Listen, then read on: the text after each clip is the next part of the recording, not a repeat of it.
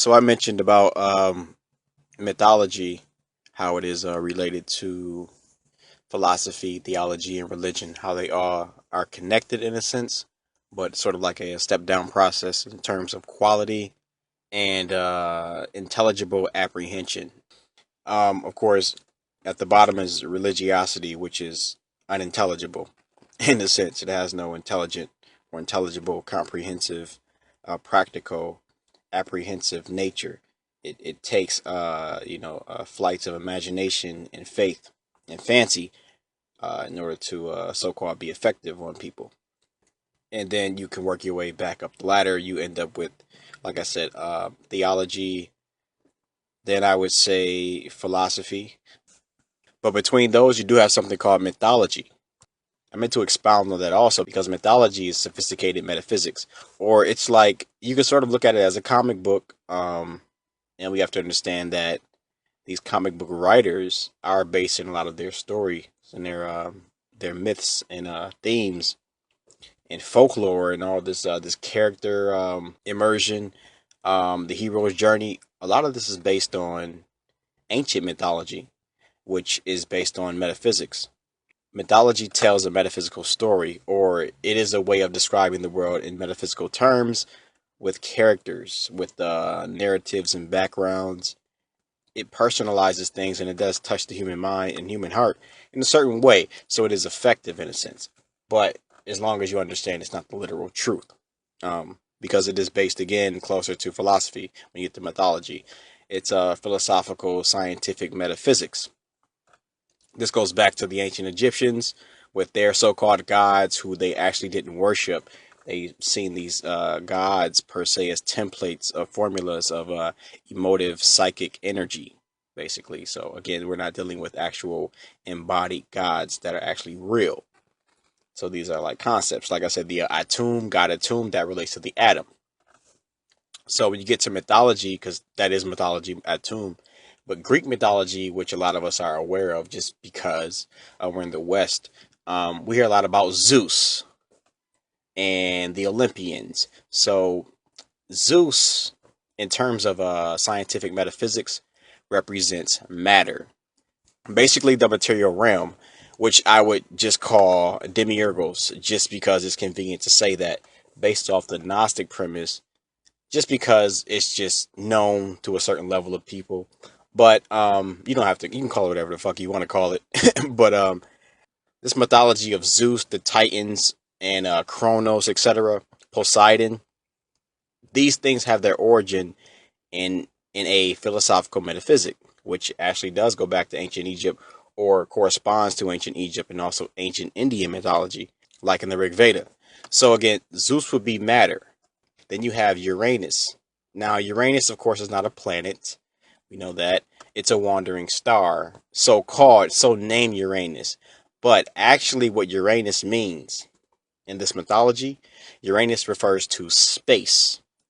Space is necessary for embodied creatures to live within, or embodiment, period. Anything or being presupposes space that it moves within. In my previous video, I mentioned how space in actuality is not necessarily a real thing. We move through air. Fishes move through water or live through water. We live by way of air.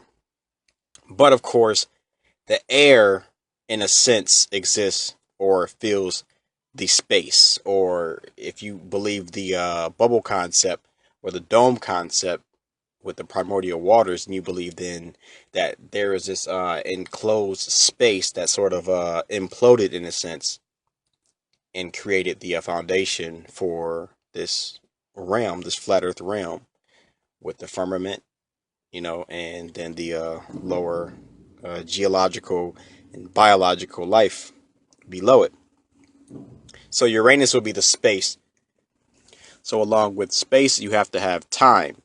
And time, of course, is signified or characterized as chronos, chronology, the clock. You have sequence. Now, in the sense of this mythology, you have time, space, matter. Again, Zeus, matter, Uranus, space, chronos, time. This is the foundation of a higher human understanding of existence. Um, And once you color it with the characters and the interactions between the characters, you actually tell a story. So the matter that Zeus overthrew the Titans, matter overthrew the primordial, purity you can call it, or the essence. This was before creation, before birth. There was no space-time matter in this sense. So as far as consciousness goes, too, there was no perception. Basically, is what I'm saying. Non-perception is like before you were born. It's not the case that you were not perceiving. You were not. You are perception itself. You can existence and perception are convertible terms, so they're sort of one and the same thing. So when you are not, there is no perception from your standpoint. But matter overthrew non-perception, and matter became the world, which is the material physical realm floods the spiritual realm, but not just the physical. It can't be physical unless there's space and time. So in a sense, yes, time does exist. There's debates over if it exists externally or internally. You can decide for yourself. We do know the sun and moon, rotate above the face of the earth. Movement itself, or in of itself, is a sort of a time. There's a sequence. Also, sensation implies a sort of a sequence of events before the sensation is felt and responded to. So time has a reality to it. So you have time, which is actually by the Gnostics considered to be an evil, along with matter, Zeus considered to be an evil. And of course, then you have the Uranus, which represents space. But of course, space, you could just throw that in with matter if you like, because there were no space, there would be no matter. If there were no matter, there could, then there couldn't just be space, like I said, because there would be air.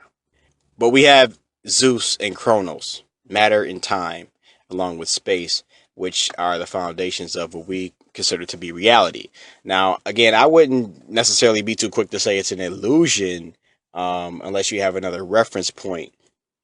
you know, I mean, it is, like I said, it is sort of, you could say that in a sense that it is in flux, but illusion in the sense that it's not real, it's not a practical way to present this idea to your mind, because, it's sort of like, if I'm in the Marvel universe and Hulk is about to fucking Hulk smash me, I'm not about to sit here and say Hulk is an illusion, because in the Marvel universe, it's relatively real within itself. So it would do me no justice to say, oh, this is just an illusion. No, as a participator and inhabitant of the Marvel universe, it's not. So for people, like I said in the previous video, you could say real is lowercase, whatever. And there's a greater reality, that somehow some people want to be a part of it. They want to take this individuality into this greater reality. And that's the problem, because you can't. Because in order for there to be a greater reality, like I said, since you are perception, you equals perception, anything perceived greater than this as you cannot be you. Because this, and I'm not just talking about the space time, the material biological realm, also the dream realm, the time space. You can look at it that way, kind of the flip the mirror image. That's you also within these dreams. But if there's a greater reality beyond this existence with its dreams and its fantasies, then you could not be you in that sense. But let's just say there's a greater reality. Okay, fine. That you can call that reality. But again, I would say this is also reality. And this mythology of Zeus, the material realm, along with Kronos and Uranus, overthrowing the Titans, who were the primordial, I would say beings, but I would just say it represents primordial essence, primordial beingness. They would call it purity, because matter, of course, is not just stone. It's definitely not pure. It's it's basically it's muddy. I mean, this is muck and mire basically, because you have the mud and everything, and you have the sea, which is full of creatures, and it's just not beautiful. Like, people say the world is beautiful, but it's really crude, right? Like, all these creatures and sea monsters and insects, they're really crude, ugly creatures. Even humans, most people are ugly as fuck.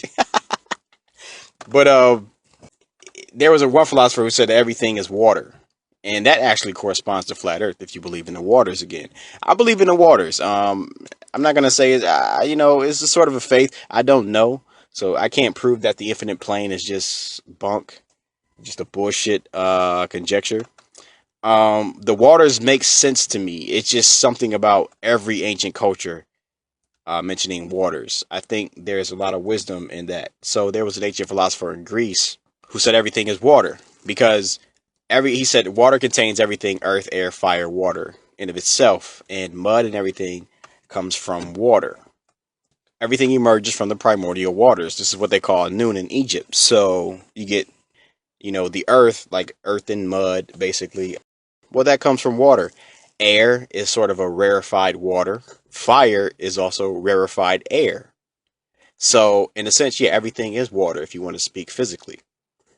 So, that again, if you put that mythologically, we can say the primordial waters were overthrown by Zeus, Uranus, Kronos, and a bunch of other, assailants. This is just a way to understand this flat Earth realm in terms of mythology. So, like I said, mythology is higher than religion. It's more scientific. It's more impersonal in a sense. It speaks to you in a different language, um, but it does tell a deep tale. Again, Zeus overthrew the primordial essence. He threw it down into Tartarus, which is Earth, the material realm, this flat Earth realm, and that's where they were imprisoned, the Titans. So some primordial essence is imprisoned in this world.